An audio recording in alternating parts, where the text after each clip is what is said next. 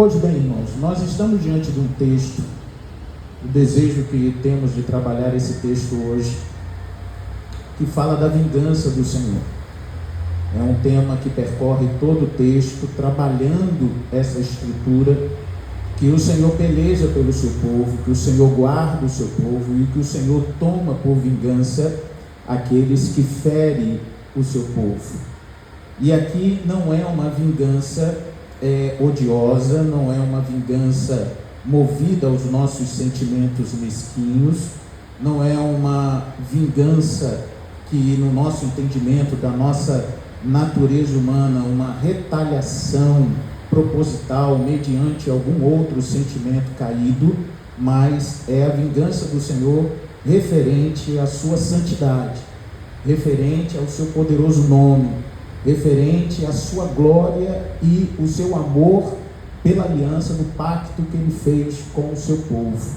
Então, Números 31 trata dessa perspectiva que nós vamos, querendo Deus, percorrer algumas partes do texto, pois o texto ele é bem longo, mas o Senhor há de nos dar graça. Pois bem, começamos aqui no capítulo 31, verso 1 ao verso 3, fazendo a menção dos midianitas.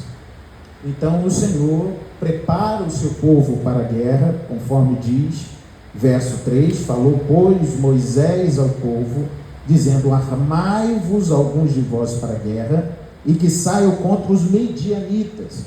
Medianitas foi um dos grandes povos inimigos do Senhor, e nesse episódio, desse contexto, nos traz aqui a referência lá do pensamento, da profecia, das atitudes de Balaão, a qual, por meio da sua ingerência, por meio da sua intromissão, por meio do seu pecado, ele vendido aos reis midianitas e de outros povos que se juntaram para pelejar contra o Senhor, fazer o povo de Deus pecar, e movido dessa ganância, ele então faz com que as mulheres midianitas, a partir da sedução, a partir desse nível de apresentação, né, de sedução, de envolvimento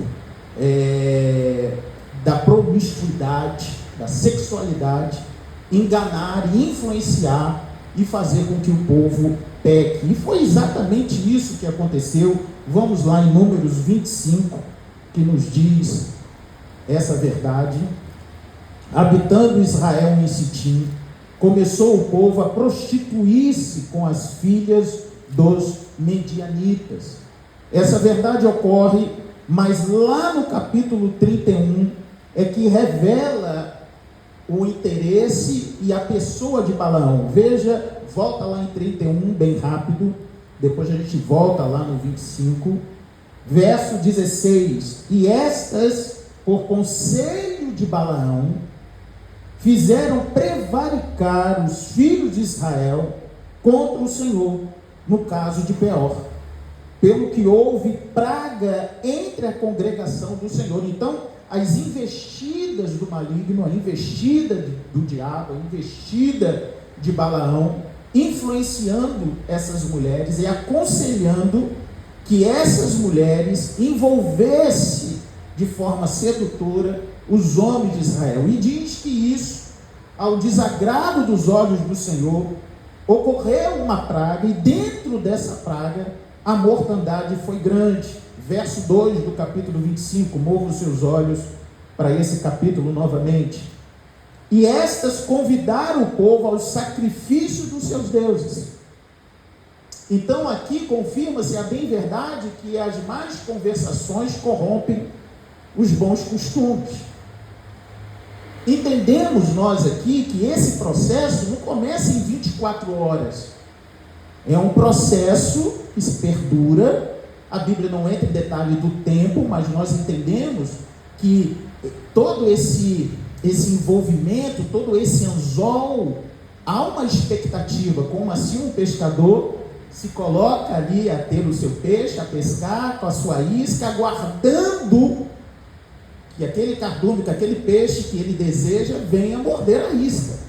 Então, essas mulheres iniciam esse processo de sedução, de envolvimento, ao convite para que eles saiam da sua postura de adoração, da vida piedosa, da vida que o Senhor assim concedeu a eles de adoração, os preceitos, os princípios de adoração, para adorar os seus deuses. E o povo comeu essas ofertas e inclinou-se aos deuses delas, envolvidos nessa trama diabólica.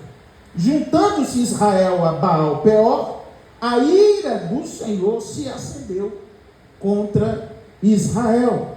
Verso 4: disse o Senhor a Moisés: toma todos os cabeças do povo e enforca-os ao Senhor ao ar livre, e a ardente ira do Senhor se retirará de Israel. Então Moisés disse aos juízes de Israel: cada um mate os homens da sua tribo que se ajuntaram a Baal-Peor. E aí o texto prossegue, informando então mais à frente, no verso 9, mova aí os seus olhos, o seu coração, os que morreram da praga foram o quê? 24 mil pessoas.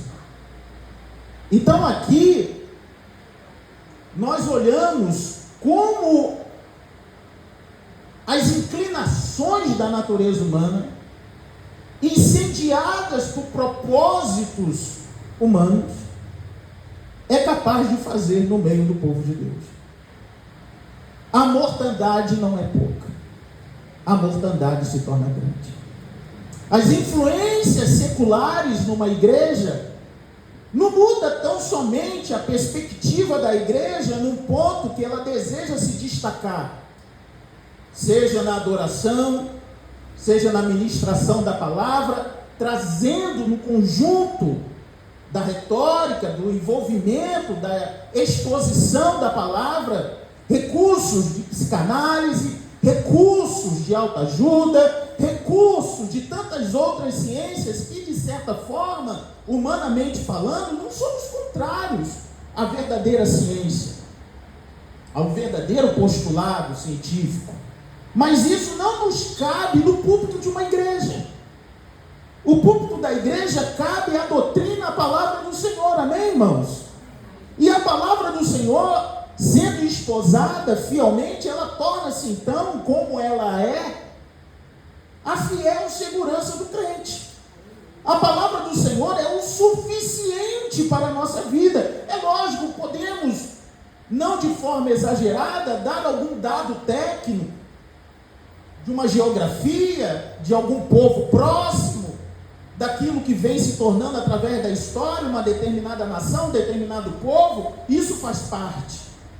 Mas nós precisamos incrementar a palavra para ela ser mais apetitosa no púlpito e fazer com que aqueles que a ouvem darem a devida atenção a ela, porque a palavra do Senhor é fiel, poderosa e verdadeira. Ela não precisa de ajuda, ela não precisa de uma nova revelação do seu conteúdo doutrinário, não. Ela já foi revelada, está em nossas mãos, e bendito seja o Senhor, que nos deu a sua palavra.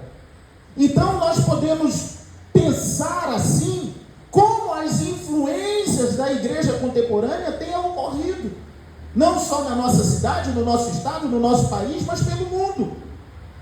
Igrejas, arraiais inteiros sendo tomados por uma nova posição de entendimento, saindo daquele entendimento histórico, saindo daquele entendimento que nos trouxe até aqui, de simplesmente nós nos apegarmos no culto solene, na assembleia, na reunião, com a palavra do Senhor, tendo a certeza que a palavra do Senhor e a vontade do Senhor revelada por sua palavra é boa, perfeita e agradável.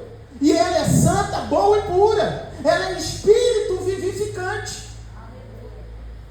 Mas nós vivemos numa contemporaneidade que exalta o novo, exalta aquilo que abrilhanta os olhos pela facilidade. É um caminho que a contemporaneidade usa, usando os meios modernos, as promessas do modernismo. Não somos contra a modernidade. Nós temos as nossas reservas, e grandes reservas, e posso assim dizer, refutação contra o modernismo. Todos os ismos não são benéficos à igreja. Todos os ismos são prejudiciais à igreja. O secularismo, o modernismo, o hedonismo da vida, da procura do prazer absoluto, e que se tenta influenciar a igreja por meio dos louvores. Por isso que nós observamos estruturas imensas. Não é errado ter uma qualidade de luz, ter uma estrutura musical que possa, assim, trazer beleza, aquelas notas musicais, aquela proposta de louvor que adora a Deus. Mas se remover toda a luz, se remover toda a estrutura, e tão somente a letra que adore e reverencie o Senhor, irmãos, fique certo que somente a capela, se assim for o caso, Deus receberá a nossa adoração. Porque Deus, ele vê a intencionalidade do coração. Ele não vê como o homem vê. E eu não sei se os irmãos já têm percebido, dentro dessa primeira parte, como a igreja tem sido influenciada para ela ter uma nova roupagem que se adequa, que de alguma forma comunica a essa geração. E é interessante que nós fazemos todos os esforços para ser uma igreja comunicadora, que possa ser relevante, contudo usando meios ilegítimos para dar legitimidade, ar de legitimidade àquilo que nós estamos fazendo. Isso é uma loucura, irmãos. Isso não vai terminar bem.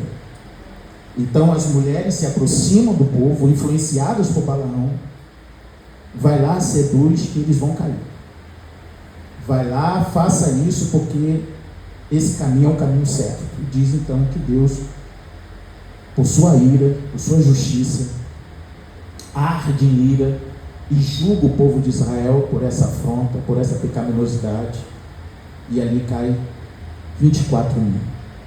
O tempo se passa e Deus então agora lembra-se, não porque ele tinha esquecido, mas isso é para nós entendermos esse lapso de tempo. Ele então agora se volta a julgar a nação midianita. E isso nos comunica que o tempo pode passar, mas o Senhor há de trazer juízo sobre todas as coisas. E isso então leva a minha vida e a vida dos irmãos a olhar com esse santo temor, apesar dos nossos erros, apesar das nossas falhas, porque se temos fôlego de vida, que venhamos confessar e nos arrepender, porque um dia o Senhor há de julgar todas as coisas. E triste será para esses naquele grande dia, que vivendo as suas vidas cristãs, fazendo naquele ar de legitimidade, de legalidade, mas no uso ilegítimo dos dons, do talento, transformando a igreja naquilo que ela não é, naquilo ao qual o Senhor, por meio da sua palavra, já estruturou a sua igreja, já revela como é a sua igreja. E ali, fazendo aqui uma conjectura, mas pautada no texto sagrado, que na eminência de adentrar as mansões celestes, dizemos que evangelizamos, que pregamos, que oramos, que intercedemos e que fizemos obras de maravilha, não nós, mas o Senhor em nossas vidas. E por que nós não podemos tomar a nossa herança eterna? E o Senhor há de se virar para esses e dizer: apartai-vos, porque eu não vos conheço. Então o dia do Senhor, ele há de julgar. E é por isso que muitas das vezes na nossa vida nós somos tentados a essa tentação de ignorar que haverá uma sentença, pautados exclusivamente no nosso senso moral, pautados simplesmente na minha vida moral e no meu cristianismo nominal. fato de eu ir à igreja, pelo fato de eu vestir roupas de crente, pelo fato de eu estar numa grande comunidade ou pequena comunidade, pelo fato de eu me ver e me afirmar como cristão, mas aí, conforme diz a própria palavra do Senhor, em especial lá em Jeremias 7, os caminhos não estão harmonizados, ou seja, as atitudes não estão harmonizadas no caminho do Senhor. E ele chamou a Israel para considerar isso. Considere os vossos caminhos. E é o que nós estamos observando nos dias de hoje. E a situação é tão crítica que nós não paramos para pensar sobre isso. Então, num determinado tempo do Senhor, o Senhor se levanta e dá a ordem a Moisés. Moisés, chegou a hora que eu vou julgar. Os medianitas não passarão incólume da afronta que fizeram a mim. Da mesma forma, nós, igreja, irmãos, podemos ter a segurança que o Senhor um dia há de julgar todas as coisas na perspectiva de honrar o seu povo. Então, todos os nossos problemas, todas as nossas dificuldades, principalmente na perspectiva da perseguição, o Senhor um dia há de honrar o seu povo. Na sua gloriosa revelação, não tão somente nesse glorioso dia, mas de acordo com sua vontade, o seu bom intento, ao longo dessa nossa espera, dessa peregrinação, o Senhor pode visitar o seu povo e honrar aquele arraial, aquele ajuntamento, aquele povo que está sendo então perseguido, massacrado, ou menosprezado, ou desprezado por alguma coisa. Pois o Senhor é fiel. E aqui não entra o nosso entendimento de vingança baseada no nosso egoísmo. De que mexeu comigo, mexeu com Deus. E aqueles que não me aceitaram, aqueles que não me ajudaram, aqueles que não me deram bola, são contra mim, o Senhor. Não. Lembremos da exposição passada, em Ezequiel 18, que o Senhor deseja salvar o pecador. O Senhor não deseja que o pecador morra, mas que ele se converta e viva. Ele não se agrada, verso 32, da morte de ninguém. O Senhor deseja salvar, amém? Então, ele dá ordem a fim de que Moisés preparasse e fosse pelejar, porque o Senhor traria juízo para com a nação medianita. 1000 homens, verso 4, de cada tribo, entre todas as tribos de Israel, enviareis a guerra. Assim, dos milhares de Israel foram dados de cada tribo 12.000 ao todo, armados para a guerra. Mandou Moisés a guerra de cada tribo, e a estes, a Finéias, filhos do sacerdote Eleazar, a qual levava consigo os utensílios sagrados, a saber, as trombetas, para o toque de rebate. Ou seja, então aqui também temos a certeza e a convicção que essa guerra não era uma guerra iniciada por motivos egoístas de um Deus tirano, egocêntrico e esquizofrênico. Não, mas de um Deus que preza pelo seu povo, e nesse prezar, nesse cuidado santo e zeloso, ele toma as dores e se vinga a partir do seu glorioso senso de justiça e de santidade, de amor ao seu próprio nome. E aqui não foi Josué ou os capitães ou quem estava ali. Você não percebe aqui um capitão assumindo o papel ali de liderança do povo, mas atipicamente Deus convoca quem? O sacerdote. Mandou Moisés a guerra a cada tribo, e a estes a Finéias, filho do sacerdote Eliezer, que levava consigo os utensílios sagrados. Então nós entendemos isso pelas escrituras, que nós chamamos de guerra santa. Então era a guerra santa do Senhor, para resolver aquele problema dos midianitas, que lá atrás pecar o povo, e que possivelmente, se Deus não julgasse essa nação, fortalecendo-se, ela voltaria novamente a esse ponto de fraqueza, que foi a sedução, que foi a promiscuidade, ali a contaminar o povo. Então o intento do Senhor era livrar o povo de algo que estava ali, certo que poderia, em algum momento da sua história, voltar a se repetir. Então o Senhor, Ele coloca por terra aquilo que nos afronta, aquilo que traz dor à nossa vida.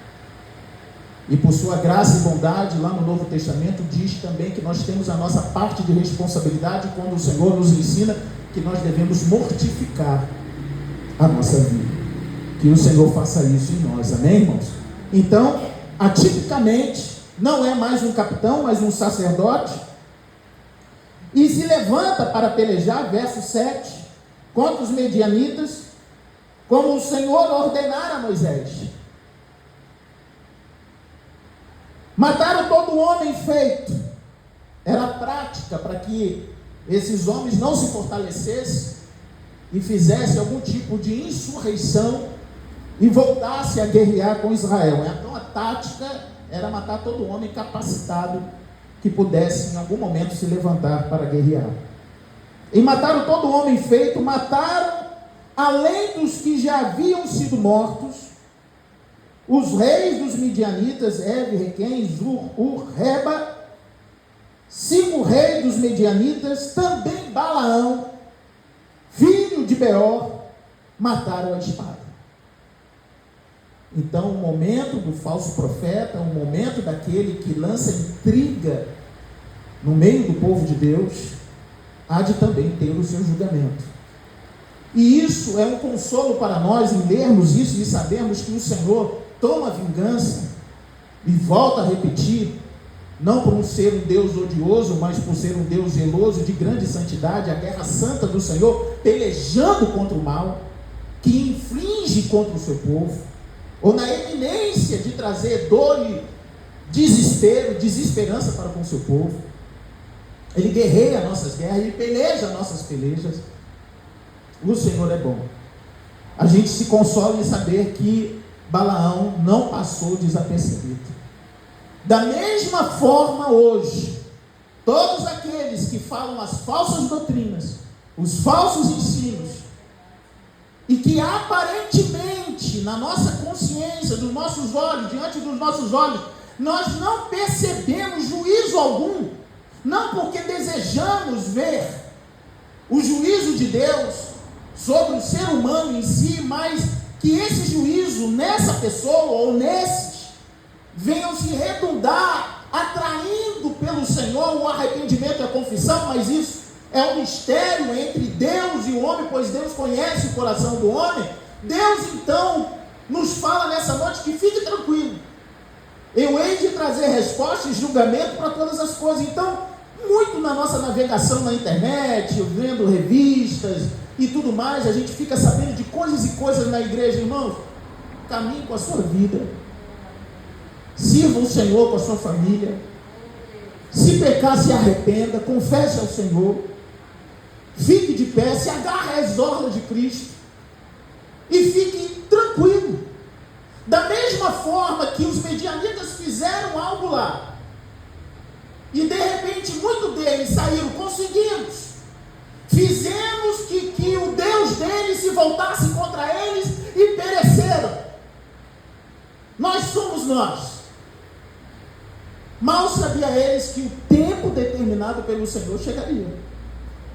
E da mesma forma hoje nós devemos ficar seguros que o tempo do Senhor para esses que causam destruição no meio do povo de Deus, ou que seduzem o povo de Deus, Deus há de trazer o seu juízo. Fique certo disso. Que não seja pela nossa vida. Que todos caiam, mas que você fique de pé. Que todos desistam, mas que você continue.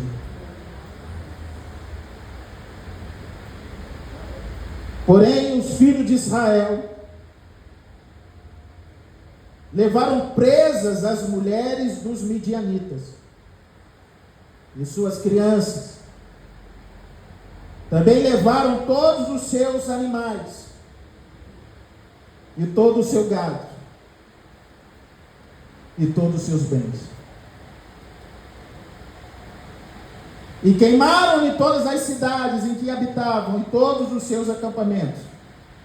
Tomaram todos os despojos e toda a presa em que habitavam todos os seus acampamentos. Tomaram todo o despojo, toda a presa de todos os homens, como os de animais, trouxeram a Moisés, ao sacerdote Eleazar e à congregação dos filhos de Israel os cativos e a presa, e o despojo para o arraial, nas campinas de Moabe, junto ao Jordão, na altura de Jericó. Amados irmãos, percebamos, eu e você, nós, qual foi a ordem? A ordem foi guerrear contra os medianitas. A ordem não foi trazer presa nenhuma. Percebe? A ordem não era para chegar no território dos midianitas. É lógico, o despojo era o despojo do Senhor, seria trazido, e ali o sacerdote, segundo a orientação de Deus, faria a divisão da presa, mas essa presa, no sentido das mulheres, Deus não falou para fazer isso. Percebamos, eu e você, no texto, que quem são essas mulheres? É as mesmas mulheres que lá atrás fizeram o povo errar. E agora eles entram no território, em vez de cumprir o mandamento do Senhor, há uma reanálise. Com certeza você já linkou lá com um personagem que nós conhecemos muito bem. Saul vai lá e peleja. Destrua tudo, tudo, queima tudo. E Saul faz a reanálise. Mas como é que eu vou queimar esse novilho? Não, esse carneirinho tão lindo, um pelo tão bom, tão viçoso, esse novilho tão bem cuidado. Não, isso vai ser oferta para o Senhor. A malandragem. Não foi a ordem do Senhor essa. Então aqui me ocorreu agora de apresentar para a igreja a seguinte questão: a tolerância com o intolerável. Nós somos, muitas das vezes na nossa vida e na vida comunitária, tolerar o intolerável. Percorremos o texto com esse pensamento. Veja no texto esse pensamento. Moisés, então, eles trazem as mulheres, traz as jovenzinhas. Verso 13. Moisés e Eleazar, o sacerdote, e todos os príncipes da congregação saíram a recebê-los fora do arraial. Olha, eles estão voltando. O que acontece com o coração de Moisés? Indignou-se Moisés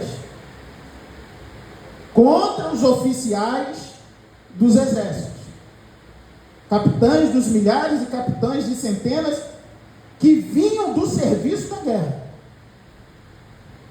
E disse-lhe Moisés: deixaste-me ver todas essas mulheres? Vocês não têm, é como se Moisés estivesse dizendo assim: vocês não têm consciência, sabe, Juliana? Foram elas que fizeram vocês pecar. Foram elas que seduziram vocês. Nós perecemos por causa delas. E aqui nós vamos tirar o termo mulher e vamos trazer qualquer outra coisa. Circunstâncias, situações nós sabemos que é prejudicial, mas movidos pela nossa natureza,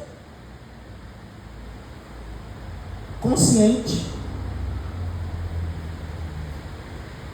nós toleramos o intolerável.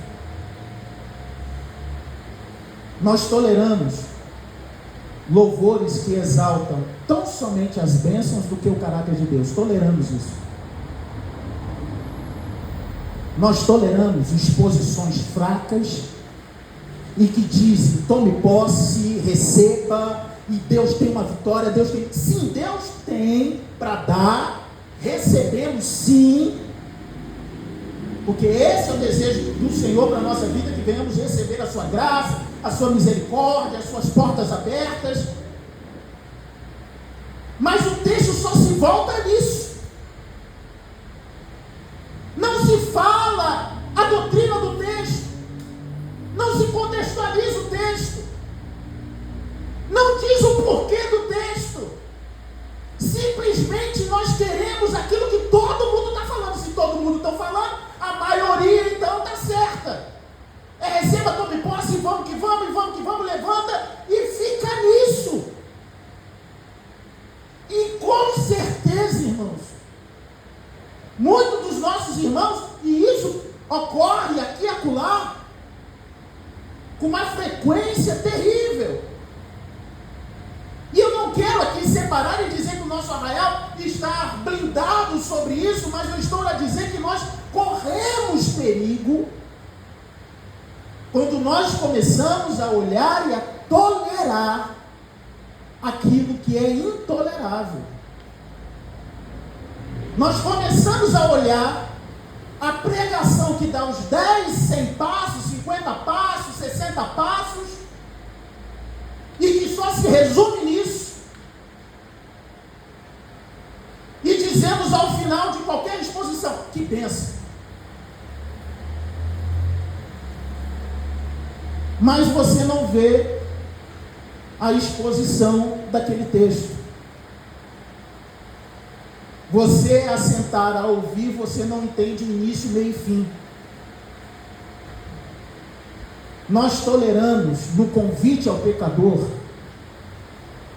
que ele receba Cristo, porque o que ele não tinha agora ele vai ter, o que ele não conseguia agora ele consegue. O sonho que estava embaraçado agora vai desenrolar. É lógico que eu, como pecador, eu quero é isso mesmo. Eu quero o que não conseguia, consigo. Aquilo que eu não tinha, passo a ter. E aquilo que eu imaginava, eu venho a conseguir.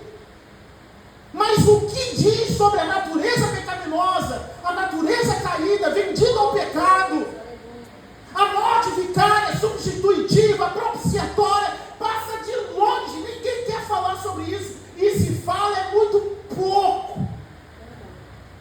É no iniciozinho, esquece e vamos para a bênção. E agregar o nível social à exposição, dizendo absolutamente, é o que dá a se entender, o nível de pregação contemporânea que nós vivemos hoje,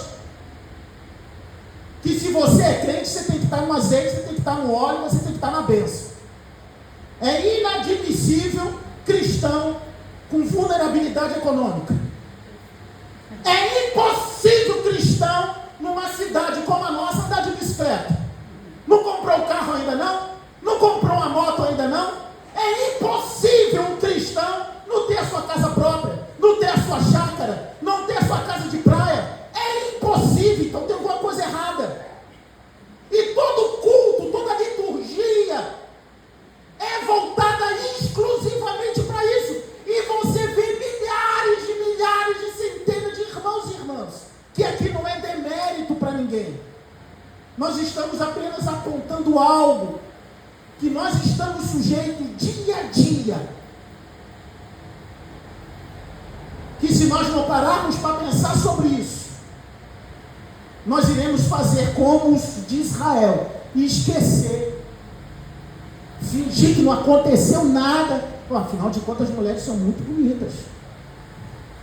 Pelo amor de Deus, Moisés, você está cego? Olha aí, vai trazer beleza ao povo. Imagina nossos filhos. Loucura como essa possivelmente passou, conjecturando. Então, o que o Senhor nos deseja dizer, que isso não é uma coisa típica ocorrida nesse momento. Em Esdras 9, em Neemias capítulo 5, a gente se depara com aquilo que a gente fica assim, mas como é que pode? Eles passaram 70 anos de cativeiro, voltam para a sua terra, Deus faz algo tremendo, confirma a promessa, traz o povo de volta. Quando você lê Esdras 9, você cai de queixo. O que cai de queixo em Esdras 9? Vamos lá em Esdras 9. Esdras, capítulo 9. Leamos. Acabadas, pois, essas coisas, vieram ter comigo os príncipes. Então não eram iletrados, não eram doutos, incultos, dizendo: o povo de Israel, os sacerdotes e os levitas não se separaram dos povos de outra terra, com as suas abominações. Ou seja, 70 anos não resolveu o problema. Isto é, dos cananeus, dos heteus, dos fariseus, dos jebuseus, dos amonitas, dos moabitas, dos egípcios, dos amorreus. Pois tomaram, o que está escrito aí? Tomaram de suas filhas para si e para os seus filhos, e assim se misturou a linhagem santa com os povos dessa terra, e até os príncipes, os magistrados foram os primeiros nessa transgressão. Ou seja, gente que sabia, gente que sabia e entendia que 70 anos foi pedreira.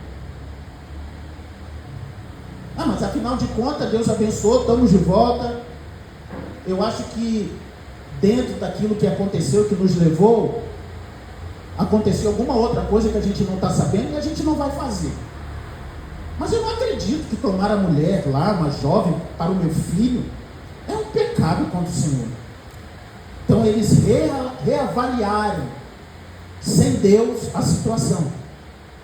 E nós cometemos isso, estamos sujeitos a isso. Reavaliar circunstâncias da nossa vida sem Deus. Você vai tomar uma decisão, você se veste de todo conceito administrativo, marketing, filosofia, seja o que for, e quando vai para Deus, já vai pronto. Aceite, Deus, o que eu determinei para mim. Nós não colocamos, conforme Tiago 4, capítulo 13, se Deus quiser, nós faremos isso ou aquilo, em hipótese alguma. Eu sou servo de Deus, eu sou povo santo, e Deus habita no meio do seu povo, e aqui nesse meio nós podemos glorificar a Deus, mas é aquilo que Corá, Datã e Abirão também falaram. Você está entendendo? Nós usamos as mesmas desculpas, usamos os meios legítimos para validar aquilo que queremos. Corá falou a mesma coisa, tá vendo? É verdade, Deus é santo, o povo de Deus é santo, e Deus habita no meio do seu povo. É claro, essa é uma verdade inequívoca.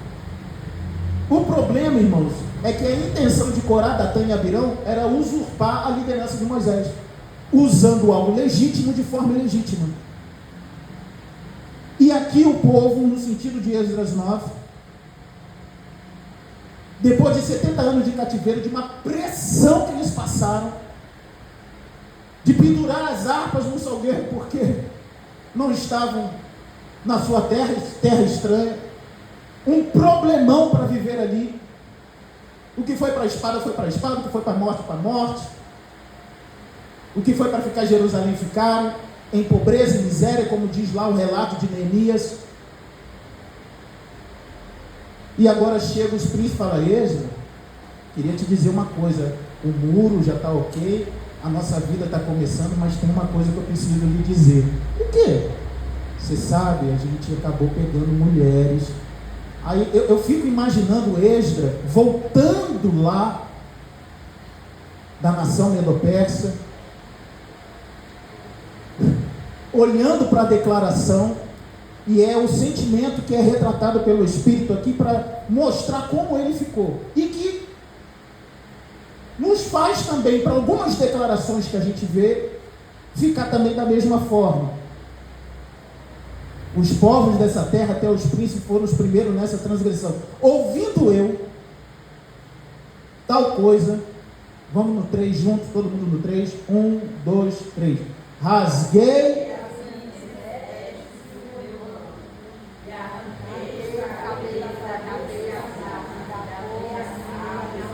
e me assentei atônito.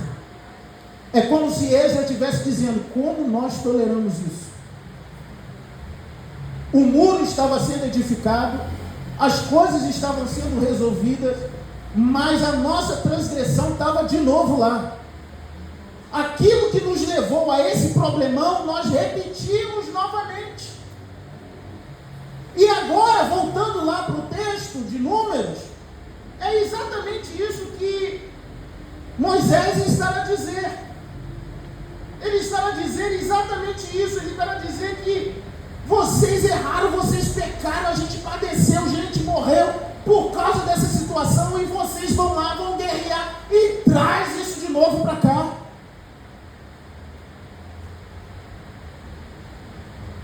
E disse-lhes Moisés, verso 15, para a gente ir encerrando: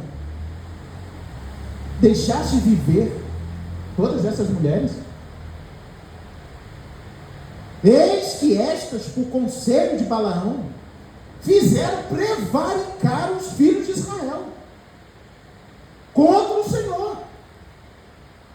No caso de Peor, pelo que houve praga entre a congregação do Senhor, a praga de 24.000 caídos.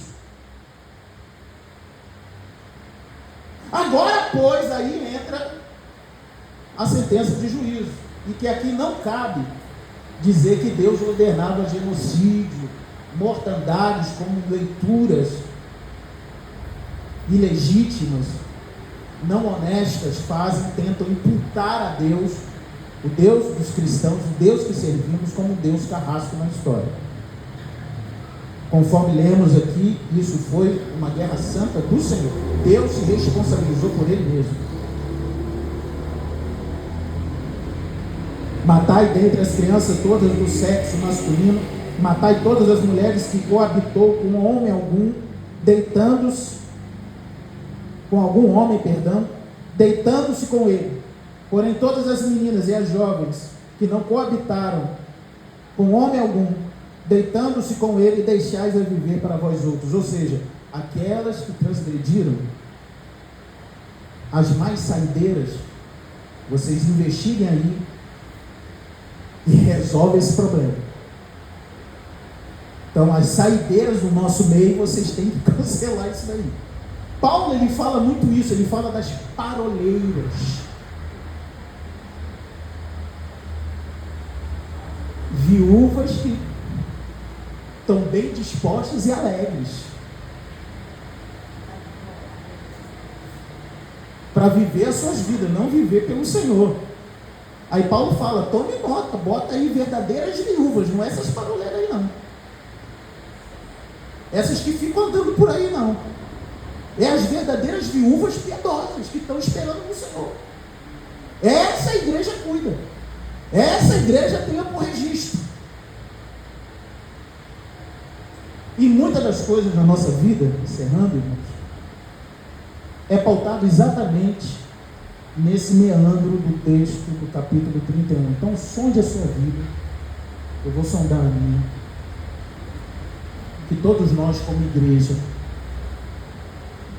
o apelo do Senhor para a nossa vida nessa noite, nesse domingo, irmãos, que nós não venhamos tolerar o intolerável. Não dá para aceitar oba-oba na igreja, não dá para aceitar exposições rasas na igreja, não dá para aceitar doutrinas estranhas na igreja, não dá para aceitar a adoração ad hominem, aquela que exalta mais o homem do que a Deus, exalta mais o que Deus faz do que o próprio Deus. Nós pedimos as dádivas de Deus, sim, mas nós vamos pedir o doador. O doador é maior do que as dádivas, amém, irmãos? Nós queremos galardão, claro, mas o galardoador é maior do que o galardão. Deus é a melhor porção para nossas vidas, e que a igreja, a partir desse relato, venha ter essa postura e manter-nos pela graça e o favor de Deus, para que nós não venhamos como igreja e como cristãos tolerar o intolerável.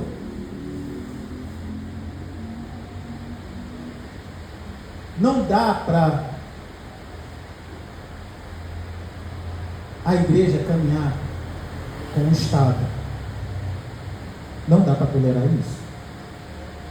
Nós contribuímos e compartilhamos o interesse do bem comum, mas nós não vamos fazer o papel do Estado. A política tem o seu papel, mas o papel dela na congregação solene não existe. O que existe aqui é ovelhas com seu fiel pastor. O que ocorre no culto é a congregação de adoração a Deus e não uma personagem humana.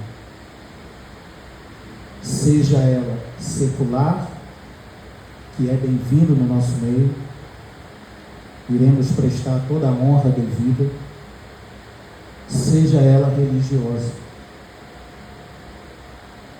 não iremos prestigiar o homem em vez do nosso Senhor. Que nós aprendamos junto essa lição, que essas coisas acontecem de uma maneira muito sutil,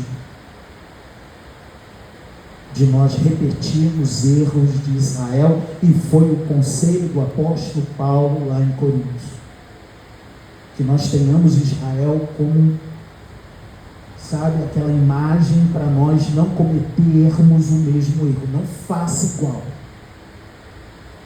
Não copiem Israel nesse sentido. E da mesma forma, de uma forma mais ampla, que eu e você venhamos copiar, admirar, imitar aquilo que nos traz dignidade, valores, que nos faz melhores do que ontem. Que eu e você venhamos copiar pessoas que oram. Que eu e você venhamos ter a atitude de pessoas que lêem as Sagradas Escrituras com amor. Que eu e você, nós, igreja, venhamos copiar a adoração que exalte a Deus. A questão não é que é errado copiar, de aprender com outros e compartilhar interesses mútuos. A questão não é essa, a questão que nós toleramos. É uma espécie de um pragmatismo disfarçado. O que importa é o fim. O meio eu não estou nem aí. Desde que a igreja encha, desde que tenha muita gente, desde que sejamos relevantes. Mas relevante como? Desde que nós enchemos, mas encher de quê? De pecadores remidos e redimidos no Senhor? Como? O que nós pretendemos quanto igreja, quanto corpo? É todo mundo na boa? E que todo mundo fique livre, leve e solto? Como a gente deseja, como nós visualizamos uma igreja daqui a 5, 10, 15, 20 anos, passando para os nossos filhos, nossos sobrinhos, nossos netos, o nosso bastão? Que tipo de bastão? Que eles vão olhar para trás e dizer algo sobre a nossa vida.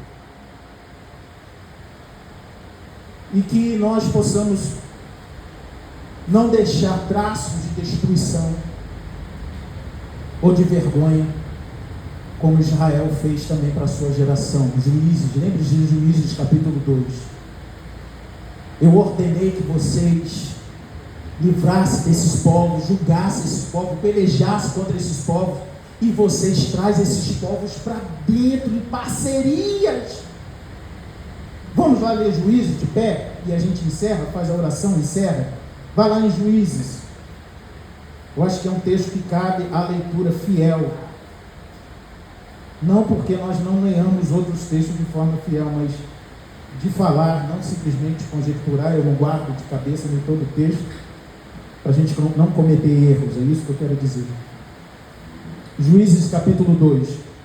Subiu o anjo do Senhor a Gilgal, a Boquim, e disse: do Egito fiz subir, e vos trouxe a terra, que sob juramento havia prometido a vossos pais.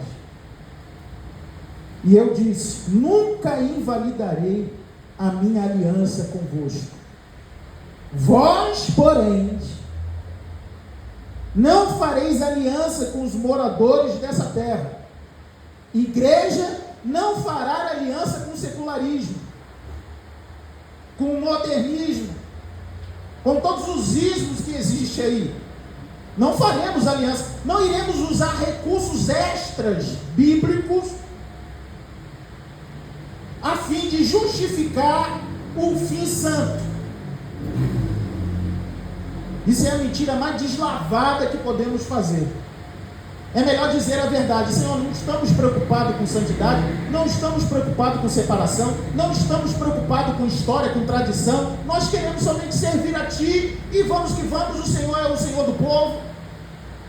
Então não tem tradição, não tem roupa, não tem estilo, não tem nada. Não fareis alianças com moradores desta terra, derribareis os seus altares. Vocês não irão copiar o modo de culto.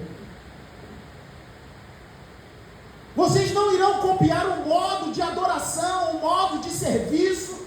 Não, deixa eles lá.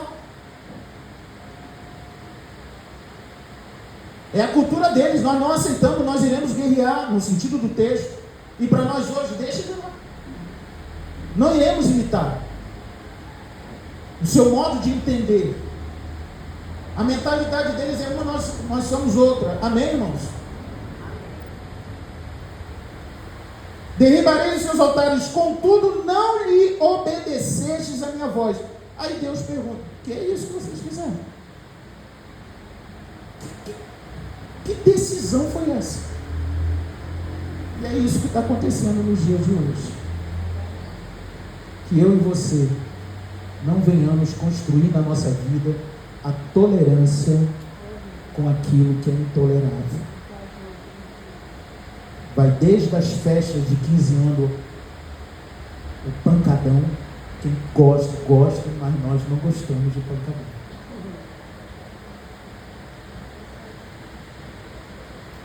E essas coisas, falar no púlpito de hoje, está se tornando algo terrível, porque alguém, ao ver, se sente vitimado e diz que você está acusando. Mas eu não estou falando de nome, não estou falando de ninguém, mas a carapuça, é isso o nome? É isso? Carapuça? E eu falei o quê? E como é que é? E eu falei o quê? Que o Senhor seja glorificado, seja exaltado em nosso meio. Amém, irmãos? Que nós não venhamos tolerar o intolerável. Amado Deus,